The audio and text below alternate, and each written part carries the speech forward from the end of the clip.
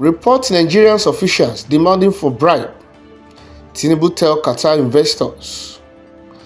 Senate summons CBN officials over 30 trillion loan.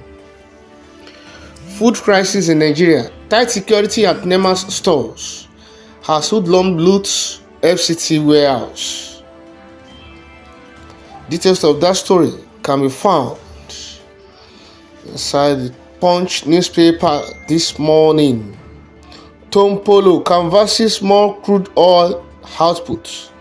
Now destroy legal refineries. That's an interesting one. Now from the Daily Trust. Customs opens 90 days windows for vehicle duty regularization. Details of that story can be found on page 2 of the Daily Trust newspaper. Man who returned 100 million gifted Hajj slot cash. Details can be found on page 6 of the Daily Trust newspaper. Lobby Stars storm Kaduna United 2-0 to regain top spots. Actually, that's sports from the Daily Trust. Now Vanguard. FG fights inflation mops up 5 trillion. That's serious. How Oshoba facilitated my emergence as Alaki Oba Gbadebo reviews how Oshoba facilitated him to become a monarch. Details of that story can be found on page 11 of the Vanguard newspaper. COVID-19 probe. Refund or account for 4 billion. Rep tells airline. Details of that story can be found on page 31 of the Vanguard newspaper. Only implementation of agreements will stop nationwide strike, NLC insists. Terror attacks declined amid new recruitment. Rise in violent conflicts. Details of that story can be found on page 6 of the Guardian newspaper. Hardship, military, paramilitary to distribute food as hoodlums loot warehouses. Wow. Looking at the rate of hardship, inflation, high cost of living now, I think that must have resulted to that in Abuja, the FCT itself. Banditry. Police placed 50 million bounty on 2 kingpin in Katsina. Details of that story can be found on page 12 of the Guardian newspaper. Now to the Tribune. Residents loot warehouse in Abuja, steal food items. Same caption.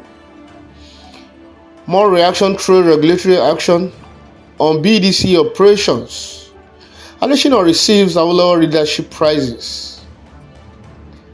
Tinubu, Tanzanian President, Gowon, Anyaoku governors, traditional rulers and others grace occasion. That's where Adesina received Awolowo's leadership prize. That should be last week Wednesday, if I'm not mistaken. Vandalized building belongs to FCT Agric Department. Police arrest 15 suspects. Recovered 26 bags of meal. Wow. I think that goes for the over the weekend looting in Abuja. Construction material price hike pushing contractors into financial distress. Those stories can be found on our daily Nigerian Tribune newspaper this morning. Now to sports. Man in demand. Our own immediate past AFCON goalkeeper saying demand online but not getting it yet. KPR, Saudi Arabia giant, gone for Nwabali, top Belgian club also interested. That shows the seriousness now. Osimhen Boniface on Arsenal shortlist. That's for new opening window. Ghana seeks to close gap on Liverpool City. Folding double pass on City to derby win. That was when Manchester City trashes Manchester United 3-1-0 yesterday at the City of Manchester Stadium.